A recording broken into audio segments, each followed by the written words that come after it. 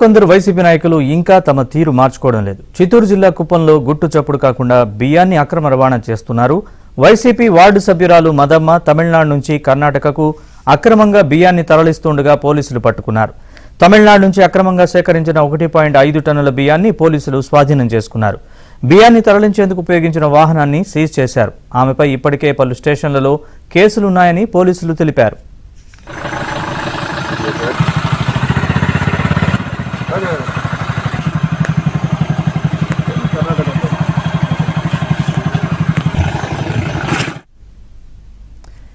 Ration అక్రమ బియ్యాన్ని తరలిస్తున్న వాహనాన్ని సీజ్ చేశారు చిత్తూరు జిల్లా పోలీసులు. ఇదే అంశానికి సంబంధించి మరింత సమాచారాన్ని మా ప్రతినిధి మనోహర్ రెడ్డిని అడిగి తెలుసుకుందాం. మనోహర్, చెప్పండి పూర్తి వివరాలు.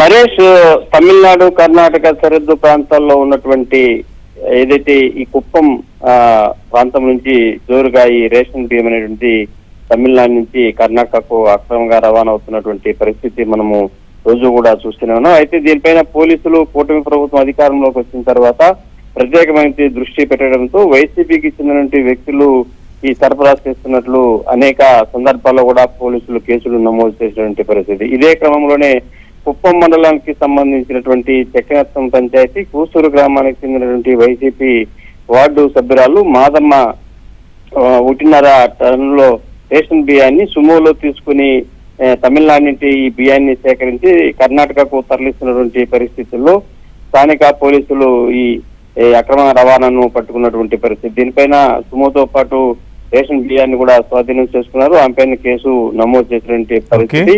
ఇప్పటికే ఆమెపైన అనేక కేసులు కూడా ఈ అక్రమ రవాణాకు సంబంధించి నమోదైనటువంటి నేపథ్యంలో ఇవన్నీ కూడా వైసీపీ ద్వారానే నాయకులు ఎక్కువగా ఈ అక్రమ రవాణాను చేస్తున్నటువంటి పరిస్థితి మనం రాష్ట్ర వ్యాప్తంగా చూస్తున్నాం. అదే పరిస్థితి కుప్పం నియోజకవర్గంలో కూడా ఇలాంటి పరిస్థితులు చోటు చేసుకోవడము పోలీసులు దీనిపైన ప్రత్యేకమైన దృష్టి పెట్టినటువంటి పరిస్థితి.